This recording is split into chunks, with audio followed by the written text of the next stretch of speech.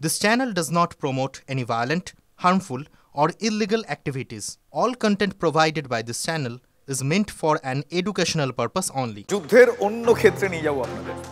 মোদী সরকারের বাজেট আর মমতা সরকারের বাজেট এই দুটোর মাঝখানে একটা বনাম বসে গিয়েছে, মানে ভার্সাস বসে গিয়েছে, তরজা চলছে।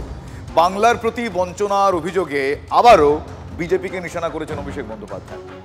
পাল্টা দুর্নীতি ইস্যুকে সামনে রেখে বিজেপির প্রশ্ন যে প্রকল্পে খরচের হিসেব কেন দিচ্ছে না রাজ্য সরকার, মানে পশ্চিমবঙ্গ সরকার। আর এই দুই শিবিরের আক্রমণে প্রতি আক্রমণে বাজেট বিতর্ক জমজমাট। লাড্ডু আর ভোট না দিলে বঞ্চনা। আপনি হিসাব দেখাবেন না চোখ দেখাবেন, এটা তো চলতে পারে না। 1 ফেব্রুয়ারি কেন্দ্রীয় বাজেট পেশ হয়েছে সংসদে। বুধবার বিধানসভায় পেশ হয়েছে রাজ্য বাজেট। জোড়া বাজেটে বাংলা কি পেল না তা নিয়েই এখন সরগরম রাজ্য রাজনীতি। মোদী সরকারের বিরুদ্ধে ফের বাংলার প্রতি বঞ্চনার অভিযোগে সরব তৃণমূল সাংসদ অভিষেক বন্দ্যোপাধ্যায়। ফের বিহারের প্রসঙ্গ তুলে বাংলা থেকে নির্বাচিত বিজেপি সাংসদদের ভূমিকা নিয়ে প্রশ্ন তুললেন তিনি। বিজেপির পাল্টা প্রশ্ন, বিভিন্ন প্রকল্পে বরাদ্দের খরচের হিসাব কেন দেয় না রাজ্য সরকার?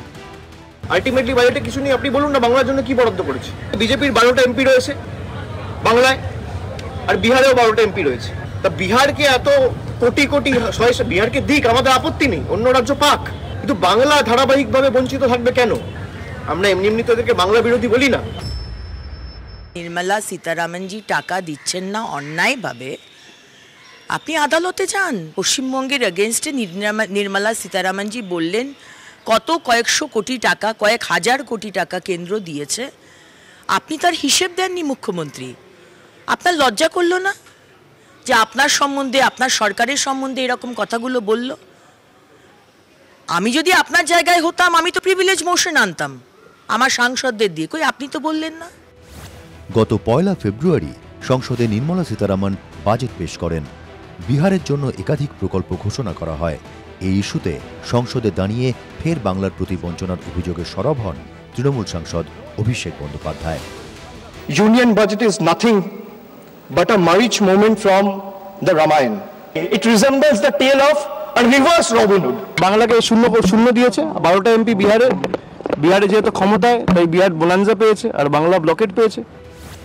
পরে জবাবি ভাষণে বাংলায় প্রাতিষ্ঠানিক দুর্নীতির অভিযোগের পাশাপাশি 100 দিনের কাজ, Awas Yojana, mid day meal সহ বিভিন্ন প্রকল্পে টাকা নয়ছয়ের অভিযোগ তোলেন কেন্দ্রীয় অর্থমন্ত্রী। Complaints of irregularities in the implementation of PM Awas Yojana Gramin, 25 lakh fake job cards in Manrega. Funds meant for people at the grassroots have been looted by the carders. 100 crore midday meal fraud. Ration mafia thriving in the state on grassroots level. বুধবার বাংলার budget পেশের পর এই বিষয়ে প্রতিক্রিয়া দেন খোদ মুখ্যমন্ত্রী। আগে জিজ্ঞেস করেন निर्मला देवी, আপনি बांग्ला के लिए कौन भावुन? निर्मला जी उजाला का क्या हुआ? आप तो कुछ नहीं करते हैं, खाली भाषण देते हैं। कहाँ गया रुपया? आज तो खाली हमले नहीं, आपका गुजरात से भी बोला रुपया नहीं मिल रहा है, आप स्टेट को नहीं दे रहा है। Everything you are going to control and to bulldoze the federal structure. কিন্তু এখানেই তরজা শেষ হয়নি। কেন্দ্রীয় বাজেটের সঙ্গে বাংলার বাজেটের তুলনা করে বারে বারে বিজেপিকে আক্রমণ শানাচ্ছে তৃণমূল। পাল্টা জবাব দিতে ছাড়ছে না বিজেপিও। সব মিলিয়ে 2026-এর বিধানসভা ভোটের আগে বাজেটও হয়ে উঠছে বঙ্গ রাজনীতির অন্যতম issue. Bureau report, TV9 Bangla. ওই একটা প্রবাদ আছে না, কেউ যোগী ভিক পায় না, সেই কথা বোধহয় মাথায় রেখে ওই মুঙ্গেরের যে বেআইনি অস্ত্র ব্যবসায়ীরা আছে তারা একটার পর একটা কৌশল বদলাচ্ছে। চাইনিজ লোগো, চীনের লোগো লাগিয়ে মুঙ্গেরের পিস্তল এবং সেই পিস্তলের ব্র্যান্ড ভ্যালু তৈরি করা হচ্ছে। ভাবুন একবার, আর তাতেই কেল্লা ফতে। বাংলার অপরাধ জগতে হু করে দাম বাড়ছে এই ধরনের আগ্নেয়াস্ত্রের। হ্যাঁ, এগুলো সবই ইম্প্রোভাইজড আগ্নেয়াস্ত্র। TV9 বাংলার হাতে একটা চাঞ্চল্যকর রিপোর্ট এসছে, দেখুন। সিনেমা নয়, বাস্তবে পাটনা থেকে 200 কিলোমিটার দূরে মুঙ্গেরের ঘরে ঘরেও নাকি এমনই সব বন্দুক তৈরি হয়। তার দর বাড়াতে এবার অভিনব পন্থা নিল সেখানকার বেআইনি অস্ত্র কারবারিরা।